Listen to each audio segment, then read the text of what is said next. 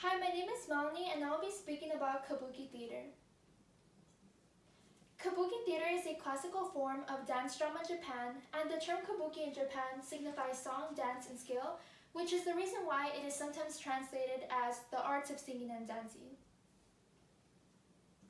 For 4 centuries, it has been a significant theatrical form in Japan, dating back to the early 17th century, which was also known as the Tokugawa era, and commoners during this time had the ability to spend money on entertainment, so riverbank beggars started forming different forms of entertainment in the dry bed of the Kamo River in Kyoto. And a performer that was there was Izumo no Okuni, who is credited for creating Kabuki. And her dances had a religious origin, imitating Buddhist prayer dances. And this captivated audiences and brought together females involved in prostitution. And they used this new form of dance as a form to advertise sexual services. But Kabuki dances weren't meant to be an act of prostitution, but because young women were doing these dances and some of them were very sensual by Japanese standards, some women saw it as an outlet for it. And this was an embarrassment for the Tokugawa government because government officials would go see them perform, and so this led to women Kabuki being banned in 1629. Following this ban, adolescent boys took over and started performing these women dances, but due to how they also prostituted themselves, the government banned all Kabuki dances altogether. It reopened though, only this time it was now only performed by adult men, and they also played the parts of playing female roles, and this custom still goes on till this day in Japan. So the Kabuki theater design is very unique. The traditional Kabuki stage differs from the one used today for performances. For example, instead of Western style seats, there would be a square shaped on the floor. The audience would sit in a square shaped area on the floor and that had a cushion on it. This picture right here is the Kabuki-za theater that is located in Tokyo, Japan, and it is composed of several different parts. The shimote is on the left side of the stage. The gorumisu is a small room with black vines, and this is where sound effects are performed. The black holes in the center is known as seri, and it is a stage lift that works by lifting or lowering actors and stage sets.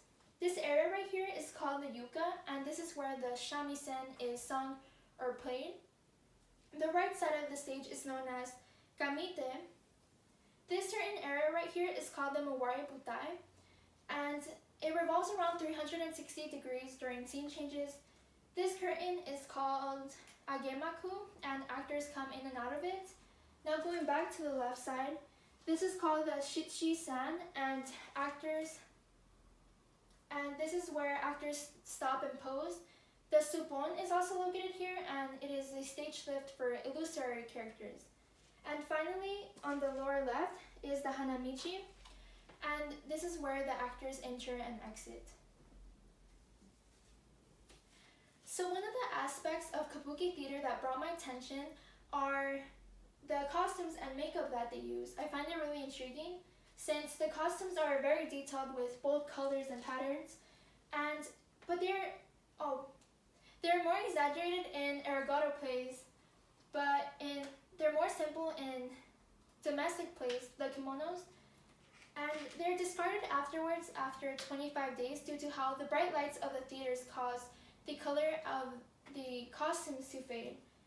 And they also tend to stink due to how they weigh over 20 kilograms, which cause the actors to sweat. And they include wigs that the actors also use, and the wigs they use depends on the age, social status, and occupation, like the particular way their hair is arranged. And an example of a wig that they use is the Guhon Kuramabin, and according to the Japan National Tourism Organization, it is a wig with appendages like crab's legs. So a form of makeup that they use in Kabuki is called gumadori, and the role of the character determines the color that is used and the method of painting the lines.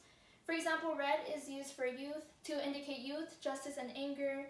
indigo is used for someone playing the role of a villain, and brown is used for supernatural characters such as ghosts and demons. And before the actors are performed, they put on their own makeup. That way they're more aware of, in a sense, of the character that they will be portraying.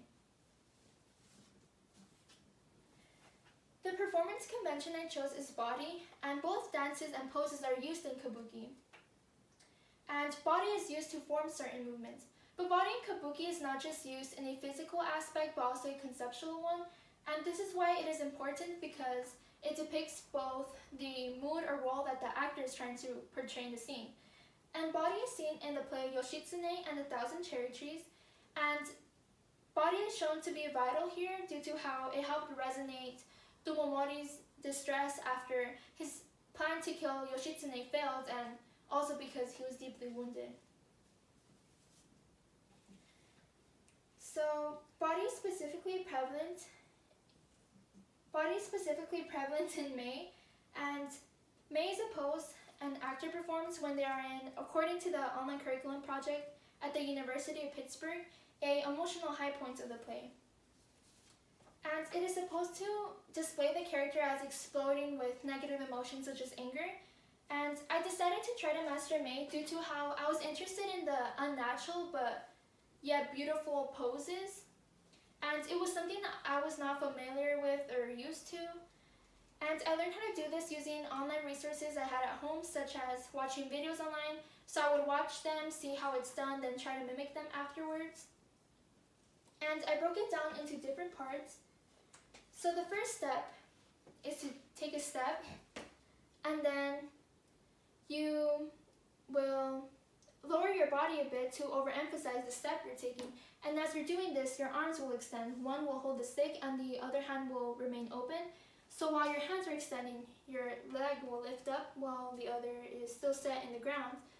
And you will keep on doing that, and you will reach a point where you will stop and pose and hold it for a moment, and your right hand will be perpendicular to the ground and your left hand will be pointed upwards. So a disadvantage when practicing this was not being able to be surrounded with my teacher or my peers, since they would help me when school was open to perfect how I was acting and perfect my mistakes to get better. But I found that by recording myself, I could see the own mistakes that I was making and possibly try to fix them.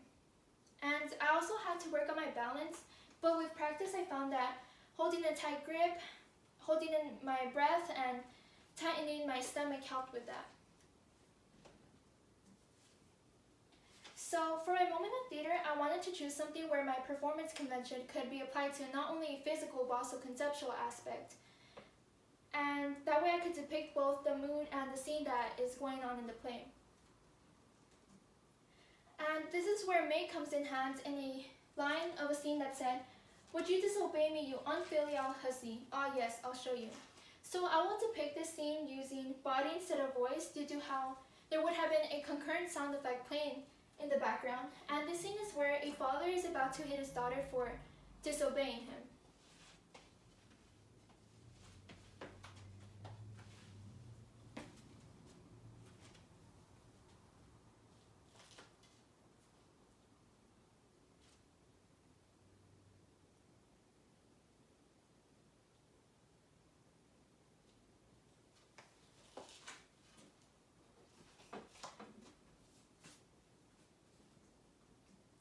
This investigation had an impact on me as a learner, since world traditions in Japan was something I didn't have much knowledge on, and I also wanted to learn more about it. That's why I had chosen this. And I learned more about Japanese culture due to how Kabuki is tied with it. And in the performer aspect, I did find the moments of theater challenging due to COVID, how I couldn't be surrounded by other people in person who could point out my mistakes, but I found that with practice you can improve them. And my past performances are different to the one compared in this investigation. For example, last year I studied a play by William Shakespeare named Twelfth Night, which is very vocal, but Mei Kabuki in this case is more focused on the physical attributes. But doing something different though helped me learn performance-wise new techniques, like how to stand still. I got better at it. I used to be worse. And like also dealing with balance. And I also gained confidence in performing something that isn't vocal, which is something that I was used to. And this is beneficial because I can apply this to future performances. So Kabuki and Noah theater have similarities in terms of body and movements. Just like Mei is in Kabuki, Noah also has traditional movements that are known as Kame, which deals with posture, and Hakobi, which deals with steps. And the movements of the two traditions are unnatural, like it's not something that you would see in your day-to-day life, and they both take time and practice and effort to master. That is all for my presentation. Thank you so much for your time.